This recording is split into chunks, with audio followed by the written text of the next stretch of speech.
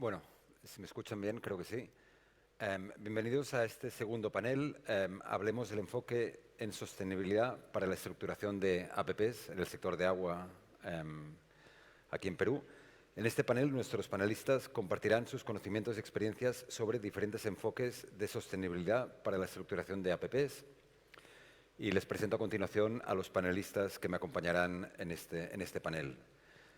Milagros Cadillo. Milagros Cadillo es doctora en Gobierno de Organizaciones EMPAD, Escuela de Administración de la Universidad de Piura, magíster en Administración de Empresas del INCAE y de la Universidad Adolfo Ibáñez, con estudios de maestría en Tratamiento de Aguas Residuales e Ingeniería Sanitaria en la Universidad Nacional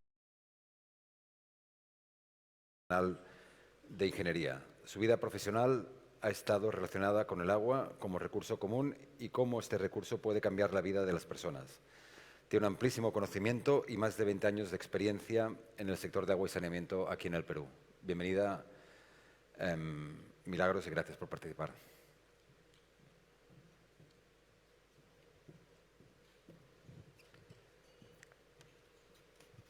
Presento a continuación a nuestro segundo panelista, Hugo Salazar. Hugo Salazar es ingeniero civil egresado de la Universidad Nacional de Ingeniería y egresado de la Maestría de Gestión Municipal y Desarrollo Local con doctorado en Administración.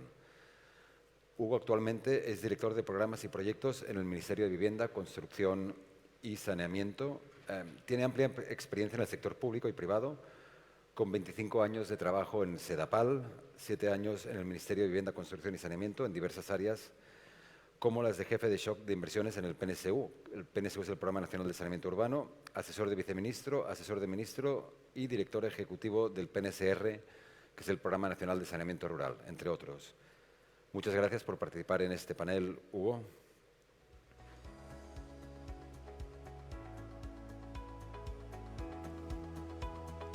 Gracias. Tercer invitado, el señor Emerson Castro. Emerson Castro es magíster en Dirección de Construcción por la Universidad Peruana de Ciencias Aplicadas e ingeniero civil por la Universidad Nacional Federico Villarreal, con más de 10 años de experiencia en gerenciamiento, ejecución y seguimiento de proyectos, manejo de contratos de concesión en infraestructura multimodal y de servicios públicos. El señor Castro actualmente se desempeña como director de portafolio de proyectos en Proinversión y encargado de promover el sistema de inversión privado a nivel nacional. ¿Cómo lo va? Muchas gracias por unirse, Emerson. Como cuarto miembro de este panel tenemos al señor Mauro Gutiérrez. Mauro Gutiérrez es el actual presidente ejecutivo de la Superintendencia Nacional de Servicios de Saneamiento, SUNAS. Es licenciado en Economía por la Universidad Nacional Mayor de San Marcos y magíster en Economía por la Universidad de Chile. Actualmente es candidato a doctor en Economía por la Pontificia Universidad Católica del Perú. Mauro tiene más de 20 años de experiencia en la administración pública, donde ha ocupado diversos cargos en instituciones como CONASEF, OSIPTEL, OSITRAN y consultor en diversos organismos internacionales y multilaterales. Muchas gracias, Mauro, por participar en el panel.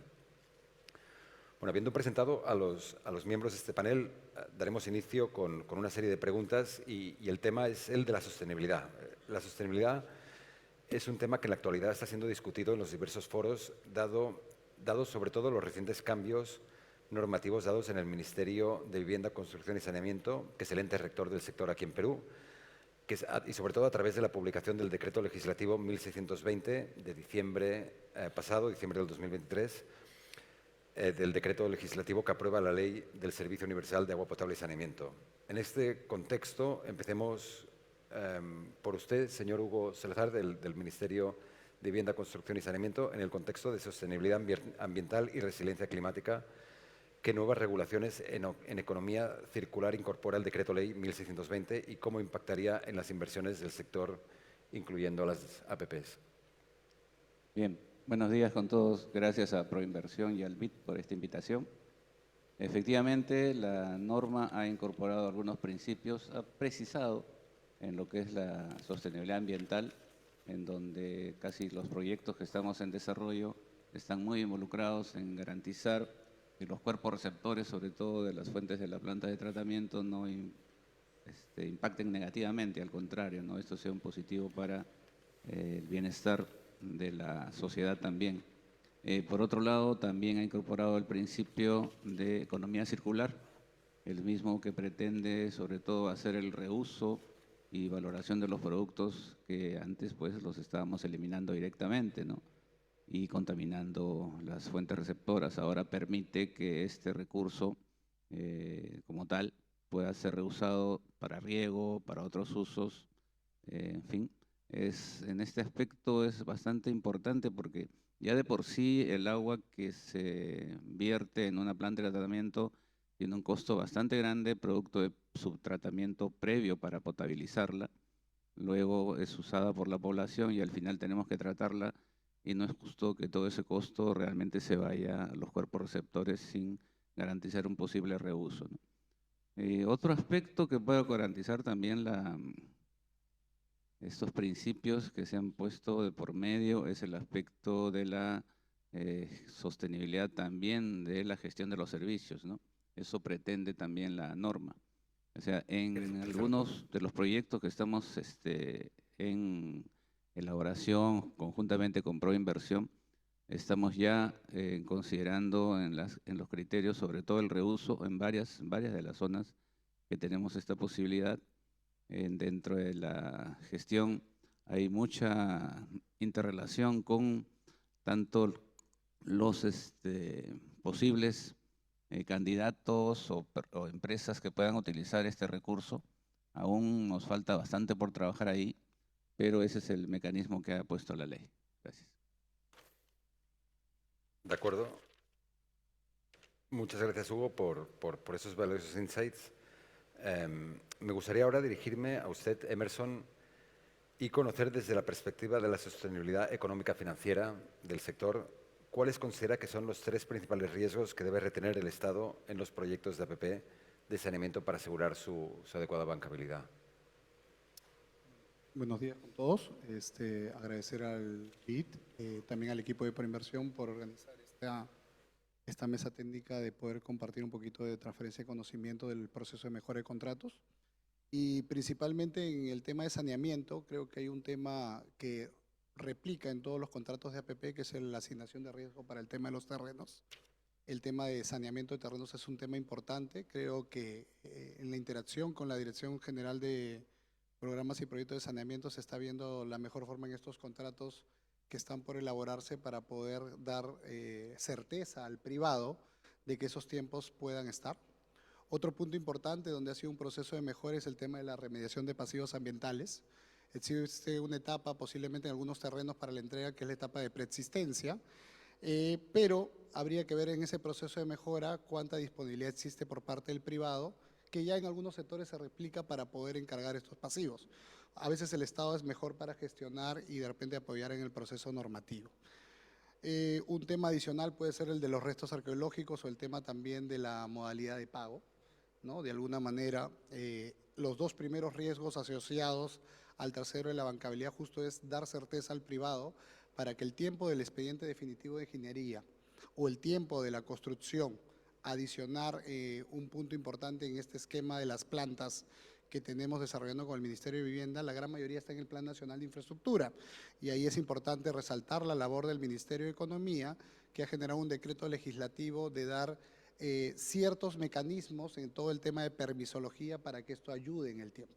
Sumando todos estos ítems te podría dar una POC en los tiempos que quisiera el proyecto, con lo cual podríamos estar dentro de un plazo para el cierre financiero y el desarrollo adecuado del proyecto. De acuerdo, muchas gracias. Estaba notando aquí el tema de saneamiento de terrenos, mencionó la remediación de los pasivos ambientales, tema importante a incorporar, y sobre todo el tema de tiempo, sobre todo para concluir expediente técnico y los tiempos para cerrar el proyecto. De acuerdo, ahora paso a Mauro Gutiérrez, presidente de SUNAS, y en la misma dimensión de sostenibilidad económica financiera, me gustaría si nos puede comentar cómo contribuye la SUNAS a través de la regulación tarifaria a dicho objetivo, y si podría la SUNAS fijar una señal o meta tarifaria de largo plazo que permita determinar la brecha tarifaria que progresivamente pueda ser reducida. Bueno, muy buenos días a todos y todas y gracias por la invitación a Proinversión y al BID por este evento. Creo que las presentaciones previas han señalado la relevancia que tiene los servicios de saneamiento y la rentabilidad social que esto trae ¿no? Un dólar invertido en saneamiento tiene un impacto en reducción de otros gastos como en salud en más de $5. O sea, es un tema súper rentable. Y quiero empezar con eso señalando por eso la relevancia de acelerar todos los procesos de inversión y tener unas señales claras para poder hacer el cierre de la brecha, ¿no? Se habló de 70.000 millones de soles para el cierre, pero eso es la infraestructura básica. Cuando tenemos que complementar, como se ha señalado, inversiones para asegurar la calidad, para asegurar la sostenibilidad ambiental, esa cifra es mayor, sin considerar, por ejemplo, la brecha verde que uno requeriría. Entonces, hay una necesidad y una urgencia para acelerar las inversiones y tener señales claras. Desde la SUNAS, cuando desarrollamos los estudios tarifarios, se establecen criterios específicos relacionados a que el principio central es el equilibrio económico-financiero de la prestación, ¿no? Mirando en el horizonte de mediano y de largo plazo con el fin de que las tarifas permitan justamente la sostenibilidad de la prestación de los servicios. Pero también, y esto es un tema que recientemente en el Reglamento General de Tarifas, se establecieron mecanismos de revisión y no esperar hasta el periodo de término de los estudios tarifarios. Este es un elemento que recientemente se están desarrollando en los estudios de los últimos 2 años, donde se establecen estas válvulas de escape, llamémoslo así, si es que hay rupturas de equilibrio económico financiero, pero también revisiones de medio término de parte de la SUNAS, llamemos revisiones de oficio. Y esto permite tener mayor información porque, claro, como cualquier proceso de planificación también, la realidad supera muchas veces los supuestos. Y esto creo que es un elemento que ahora nuestras regulaciones están considerando. Este hecho de tener revisiones periódicas más cortas, de 3 a 4 años, es un tema central. Pero también en el tema de la identificación de criterios para la priorización de las inversiones que se tienen que llevar a cabo, ¿no? Y este tema es un aspecto central. Y también otro aspecto que se ha incorporado en nuestra regulación es una modificación de la tasa de retorno de las inversiones. A modo de ejemplo, en los últimos estudios, la revisión de la incorporación de criterios adicionales de riesgo ha hecho que el WACC, por ejemplo, suba 2 puntos aproximadamente en relación a los WACC que se reconocían hace 6 años o 7 años atrás, ¿no? Porque justamente se reconoce el reconocimiento de las inversiones realizadas, pero también la remuneración razonable a las inversiones realizadas. Creo que son elementos, señales que establecen señales claras. Pero otro aspecto que estamos también desarrollando, y este es un tema también como una señal al mercado, cuando nosotros estamos desarrollando los estudios tarifarios, un criterio importante es la disponibilidad o la capacidad de pago de la población, ¿no? Y a veces este es un aspecto que no se visibiliza con claridad, pero que es importante el que establezca, porque ese es el techo sobre el cual, digamos, genera la capacidad de financiamiento que puede generarse a través de tarifas, ¿no? Esto es un elemento importante.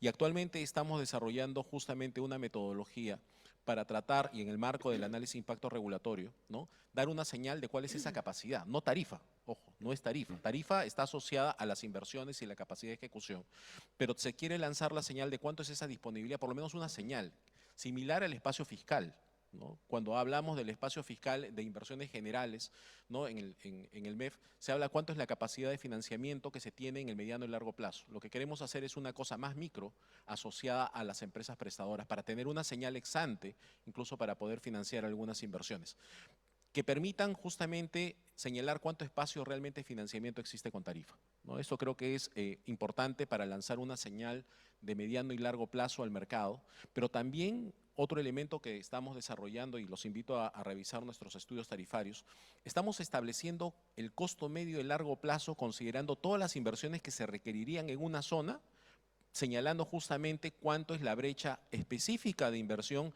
que se tiene sobre las áreas donde se está realizando la regulación. A modo de ejemplo, en el caso de Chincha, un estudio reciente que hemos desarrollado hace unos meses, se establece cuáles son las inversiones en los próximos 5 años financiadas con tarifa, pero también se establecen cuál es el costo estimado si quisiéramos hacer el cierre total de la brecha en la zona. Y eso nos da un estimado de cuánto sería esa tarifa de largo plazo, que es también otra señal que señala cuánto es el requerimiento de inversión que se necesita. Creo que esas dos señales, primero, cuál es el requerimiento de inversión de largo plazo en una zona, nos da una señal de las inversiones priorizadas o que deberían priorizarse, pero en segundo lugar, esta otra señal que va a ser justamente establecer, o por lo menos dar lineamientos de cuál es ese espacio fiscal, llamemos, pero a nivel de EPS, van a ser señales importantes con el propósito de la priorización y la selección de la forma de cómo financiar las inversiones. Muchas gracias. Muchísimas gracias, Mauro, por compartir los conocimientos y sobre todo estos temas importantes de cara al trabajo que hace SUNAS para asegurar la adecuada prestación de los servicios a la ciudadanía. Ahora bien, en el marco de la sostenibilidad institucional, me gustaría, Milagros, si nos puedes compartir cuáles crees que son los retos de gobernanza que enfrenta el sector de agua y saneamiento y en especial quizá con relación a las APPs. Gracias, Javier. Los retos del sector saneamiento los vamos a dejar un rato aparte porque son realmente inmensos los retos de gobernanza de eso. Vamos a puntualizarnos en las APPs, que fue realmente los que nos mostraron los expositores anteriores, que creo que fue muy gráfico al decirnos cómo vamos como país en la primera parte, ¿no? En todo el proceso de estructuración y todo eso, pues como que nos sacamos 20, ¿no? Somos los primeros. Y cómo vamos a la hora de gestionar el contrato y los riesgos. Ahí tenemos todavía una gran brecha de mejora. Y ahí voy a enfocar los retos. La asociación público-privada ahorita tiene como un enfoque dual, el privado y el Estado.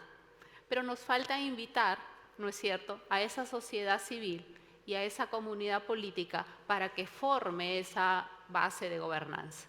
Finalmente, estos proyectos de APP, lo que se trata es de satisfacer necesidades y de quienes vamos a satisfacer necesidades, como dice Mauro, es de esos ciudadanos. Por lo tanto, ellos tienen que estar presentes. Eso es base del proceso de gobernanza. Por lo tanto, eso nos implica otro nuevo reto. Yo soy ingeniera particularmente, como muchos posiblemente de ustedes, es dejar de ver también los proyectos de APP solamente como un proyecto de ingeniería o una transacción económica o una corrida financiera. Es mucho más que eso. Es realmente que esas personas puedan abrir el caño, significa que esa planta de tratamiento pueda funcionar. Ninguno de los esfuerzos y los foros podrá haber tenido sentido si esas necesidades no han sido satisfechas. Eso implica que el Estado, ¿no es cierto?, y el privado tienen que tener un objetivo común y eso significa satisfacer esas necesidades. Y el último reto, yo diría, es que todos estamos acostumbrados a manejar el corto plazo. Y la gobernanza significa cambio, significa dinámica, significa relaciones, significa actores. No podemos pensar que la situación que es ahora sea de acá igual a 10 o 20 años, que es el plazo más o menos del contrato. Por lo tanto, tenemos que aprender todos a manejar esa incertidumbre, a saber que las cosas pueden cambiar de acuerdo a la dinámica de los actores y tener que ajustarnos a ellas y, por lo tanto, escogernos entre nosotros cuál es realmente mi mejor socio, que posiblemente la variable económica no sea la mayor. Eso por mi parte. Mil gracias, Milagros. Es fundamental pensar en todas las dimensiones de sostenibilidad en la estructuración de proyectos y, sobre todo, pensar que este tipo de proyectos no solo entre dos partes, sino que hay el tercer actor clave, que es la población beneficiaria, que hay que considerarlos desde el primer minuto. Bueno, retomando la conversación con Hugo, quisiera preguntarle en el contexto actual, no solo en Perú, sino en toda la región, de limitada capacidad de disponibilidad de pago por parte de los usuarios, ¿de qué manera el ente rector contribuye a la sostenibilidad económica financiera de la prestación de los servicios de saneamiento y en particular las APPs, por ejemplo, para mitigar el riesgo de los ingresos de las EPS? Bien. En principio, cuando se desarrolla un proyecto, tenemos que pensar primero en que un proyecto no es replicable en diversas zonas del Perú, ¿no? Son diferentes ante el clima, ante las condiciones de la población y que tenemos que desarrollar proyectos apropiados para ello, ¿no? No nos pueden pedir un proyecto de mucha envergadura en una zona que de repente, como decía Mauro, la población no va a poder tener capacidad de pago para eso, ¿no? Entonces, en ese sentido, la norma también ha considerado el cofinanciamiento por parte del Estado, ¿no?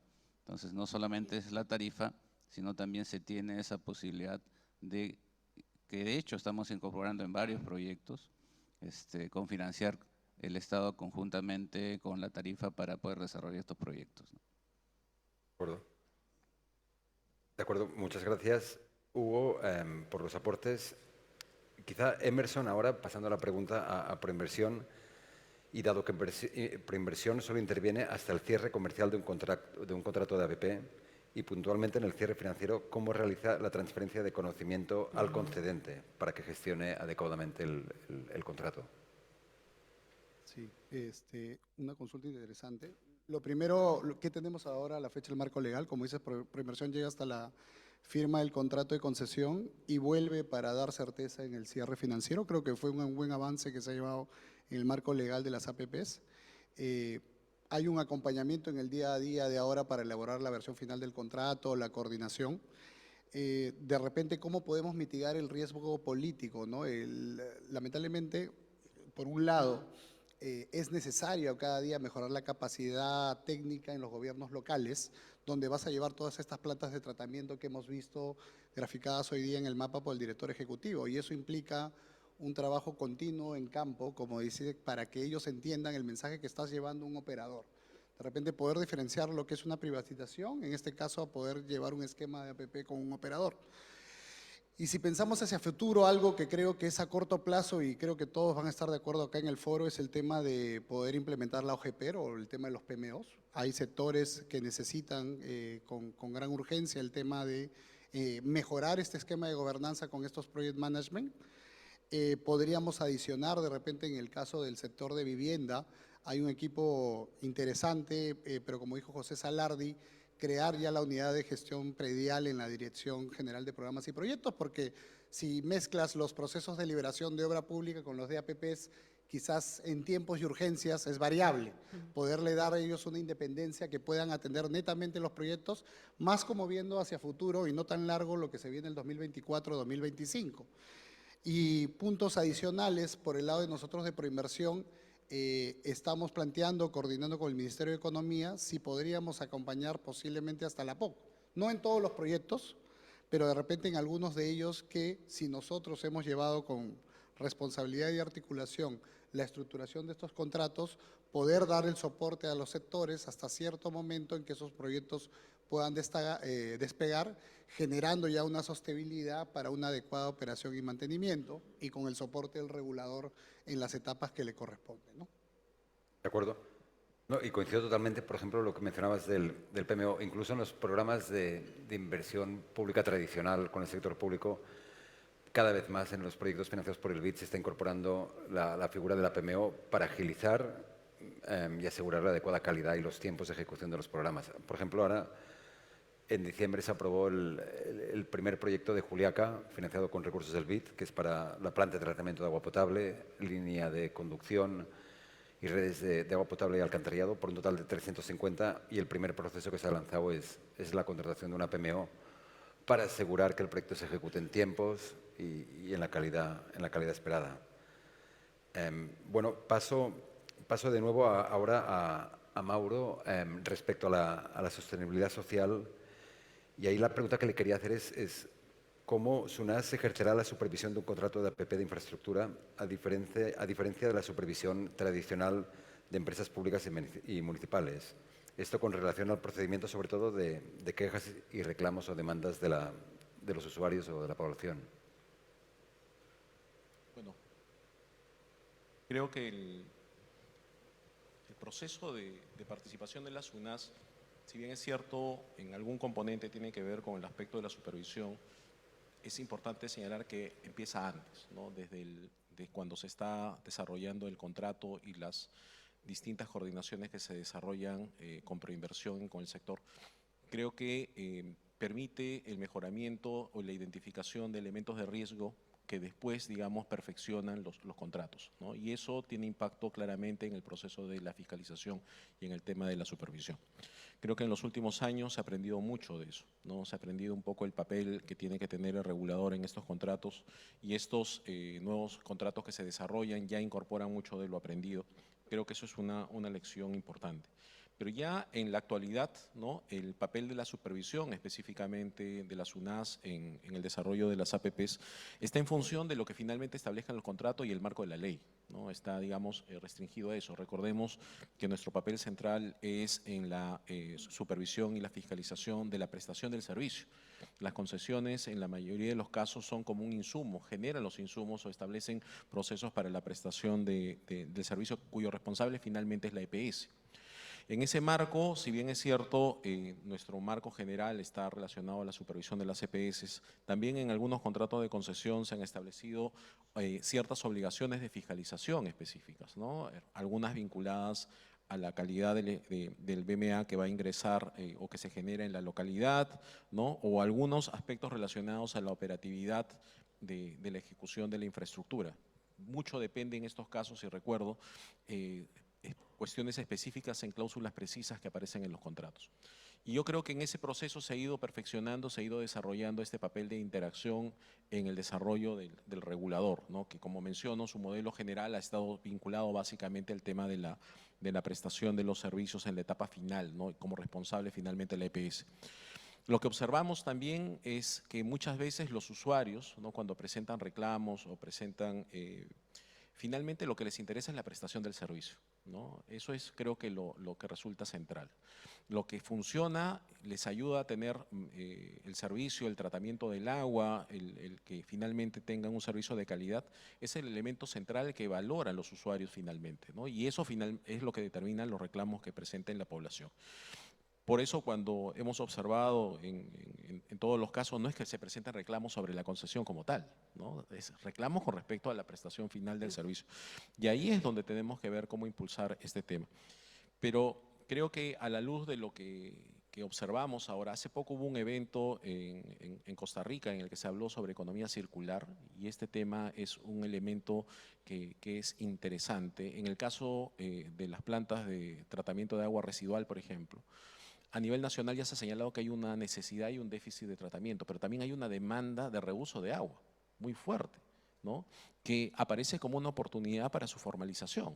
Y esto también invoca muchas veces que cuando se han diseñado algunos contratos de concesión, ciertas condiciones, ¿no? Dinámicas en el tiempo han ido cambiando. Y ahí está el reto también del papel del regulador en dar las recomendaciones para el perfeccionamiento y el aprovechamiento de muchas veces algunos servicios que no estaban claramente definidos en estos contratos, ¿no? Y ahí creo que está el reto futuro que va a marcar el papel que va a tener en el regulador, no solo en tema de fiscalización, sino en general en el papel del perfeccionamiento y el mejoramiento y aprovechamiento de los contratos. Gracias. Gracias, Mauro. Y el tema de economía circular y el tema del reuso lo mencionó también Hugo. Y en las condiciones geográficas, climáticas de Perú, me parece que, sobre todo en la costa del Pacífico, es algo que la demanda yo creo que está, la demanda está ahí. De hecho, creo que en Ica ya hay un... Y nosotros decíamos, disculpe que No, vuelva a hablar, si alguien quiere, pero intervenir... una de las cosas que observamos y decíamos, en el Perú tenemos la economía circular formal y la informal, ¿no? La formal creo que está en el orden del 7%, pero la informal, lamentable, vamos a decir, yo lo miro por el lado positivo, hay demanda, pero también es un tema de un aprovechamiento que puede generar riesgos. El tema es cómo articular adecuadamente eso. Sabemos que en la costa peruana efectivamente la necesidad del agua es un tema central y la agricultura es un gran demandante, pero también hay que generar ese marco institucional para su aprovechamiento razonable, ¿no? Correcto. De hecho, Lima, no sé si genera como 20 metros cúbicos aproximadamente por segundo, o aproximadamente 17, 20, 25 metros cúbicos por segundo de agua residual tratada. Habría que ver la posibilidad de encontrar algún uso aparte de ese caudal, que en cierta forma en la presentación que hicieron esta mañana, el ingeniero Salardi ya habló de un reuso que hay en una de las plantas de tratamiento de aguas residuales que tiene tratamiento terciario, pero habría que ver si existe la demanda para el resto de las aguas residuales que se generan en Lima y en las otras ciudades de la costa, sobre todo. Y también, y otros productos. Bueno, y para finalizar, y podemos dar un poco también cabida a otros comentarios de los panelistas, quizá, Milagros, para consultarte, ¿cuáles crees que son las capacidades institucionales que deben ser fortalecidas para asegurar la gobernanza a lo largo del ciclo de vida de una APP y cómo deben aportar las universidades a dicho objetivo? Yo diría en dos bloques, ¿no? Un primer bloque que está asociado específicamente a la gestión, que creo que es ahí donde tenemos la brecha de mejora más amplia, ¿no? y brecha y gestión referida a entender que esta asociación público-privada está en un territorio concreto, con actores particulares y que también con la posibilidad de hacer sinergias con otros privados para el uso de esa agua residual, también como comentaban Mauro. El agua es ahora un bien escaso.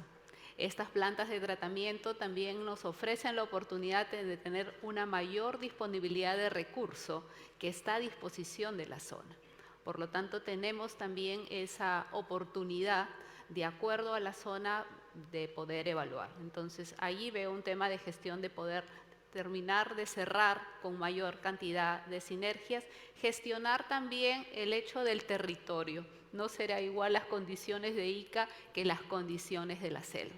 Hemos hecho mucho esfuerzo en conocer la ingeniería y la estructuración, pero creo que nos queda una gran brecha, Javier, de conocer nuestro propio país y que la tarifa no va a cubrir en la selva porque son las cosas diferentes que posiblemente en la costa. Eso como gestión, el del día a día y del entorno político que tiene, por ejemplo, la zona sur, que no sirve igual que la zona norte de nuestro país, ahí nos queda mucho por aprender.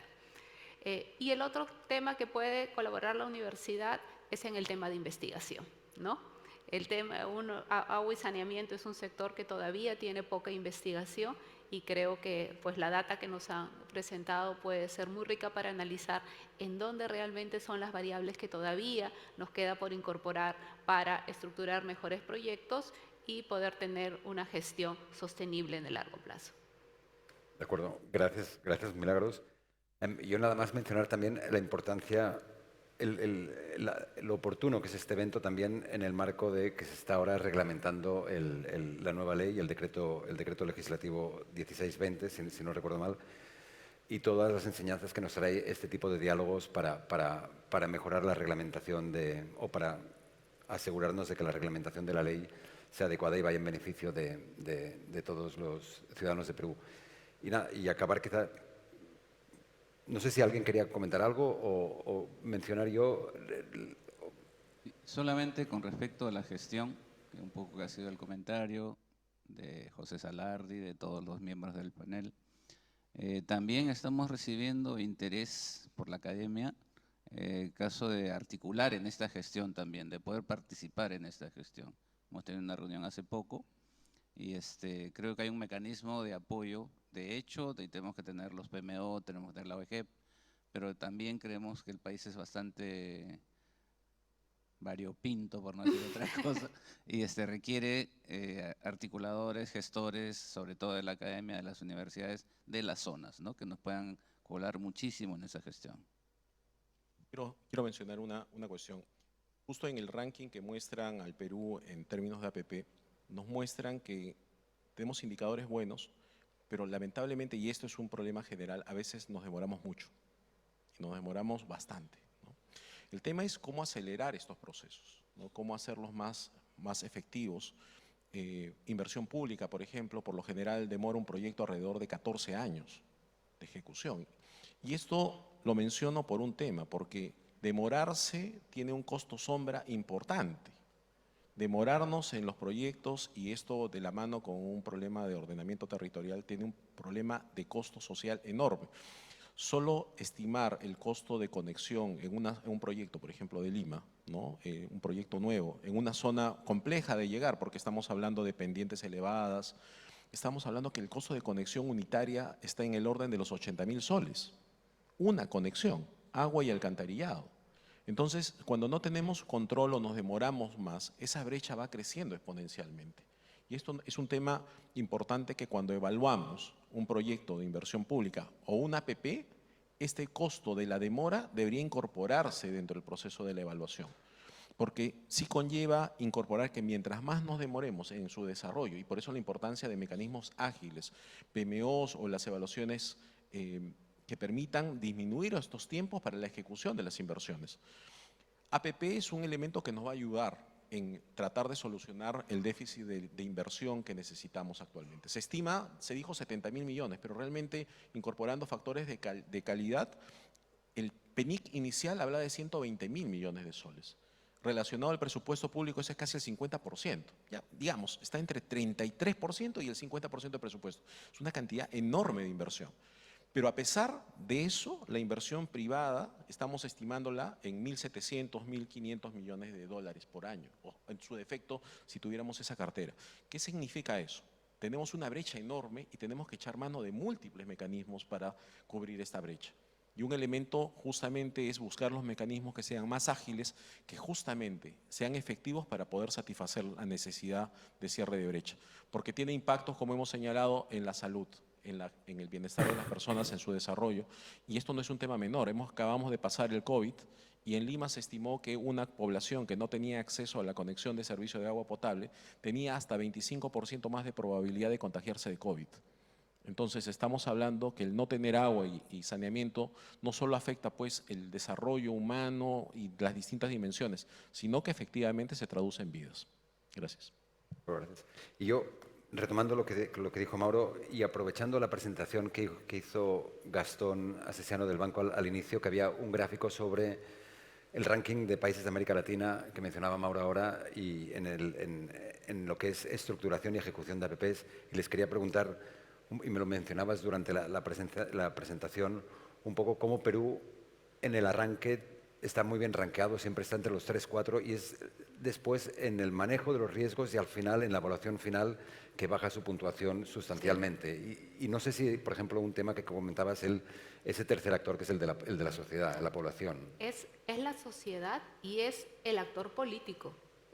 Al final, cuando pasamos el proyecto al terreno, al día a día, con quien que hay que trabajar, sino que nos cuente Emerson, hay que trabajar con la población y hay que trabajar con el actor político, que normalmente son los alcaldes, el gobernador regional.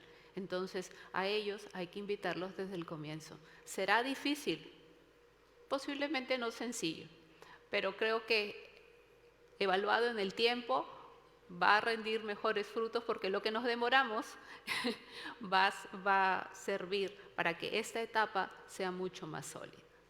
Ahorita el tiempo no es una variable, ya tomamos tiempo en hacerlo. Invitémoslos en todo este proceso a partir. Y eso es parte del aprendizaje que como sector agua y saneamiento tenemos todavía una brecha por cubrir también. Sí, no, de acuerdo. De hecho, el gráfico era bien revelador porque la mayoría de países se mantenían en la misma igual, posición, ¿no?, en los 5 indicadores y en el global, pero Perú sí que tenía digamos, un Estamos bajón. súper aquí, somos los primeros. En uno somos el puesto 2 y en el otro somos el puesto 11, 12. Entonces, aquí Sí, estamos. de repente ahí complementando con lo que dice la doctora Cadillo, se vio justo en este desarrollo lo que era el monitoreo de contrato y la evaluación ex post. Entonces, son 2 puntos a trabajar y ahí yo recojo un primer punto, ¿no? Todos los sectores o todos los funcionarios que estamos aquí tiene que haber un esquema de confianza. Es poder decir que uno lo sabe todo y va a decir lo que yo te digo, eso es. Contrato perfecto no hay. Segundo punto importante, igual está en la asignación de riesgos y siempre existe el riesgo político. Las autoridades van a cambiar y ahí viene lo que decía Mauro. Cuanto más tiempo demore el proyecto, posiblemente tengamos un nuevo actor local, que hay que volver a explicarle lo que es tener un operador de una planta y cómo va a ayudar a esa planta. Quitarle los miedos o su primera preocupación de la tarifa, que es algo que también, como dijo Hugo, está ya de alguna manera coadyuva el tema de la resolución ministerial para poder cofinanciar el OIM, ¿no? Y el otro punto importante, que de repente escapa acá y hay que sumar los otros actores como el ente rector, el tema de poder difundir lo que este Plan Nacional de Infraestructura nos ha dado. Es decir, hay cambios normativos que ya algunos otros sectores los han aplicado hacia el mismo APP y hacia los proyectos complementarios, donde sí ha funcionado como sombrero el tema de la permisología, porque si yo quiero garantizar a un privado un proyecto de 350 millones de dólares, tengo que ayudar, y eso es un esquema de descentralización de los mismos funcionarios. Es decir, que se entienda que no solo la articulación llega al nivel de gabinete de contrato, y en eso, como nosotros como parte de Proinversión, queremos llegar también después de la firma, ¿no? Y creo que va a ser oportuno, es un tema a conversar, creo que puede coadyuvar al sistema, y al final, como decía Mauro, pues la cantidad de proyectos que tengamos, lo que se quiere es que podamos empezar en los plazos de operación que están planteados, ¿no? De acuerdo. De acuerdo. Nada, pues de no haber ningún comentario más, agradecerle muchísimo a los 4 panelistas por la participación y nada, y muchísimas gracias. Gracias. Gracias, gracias.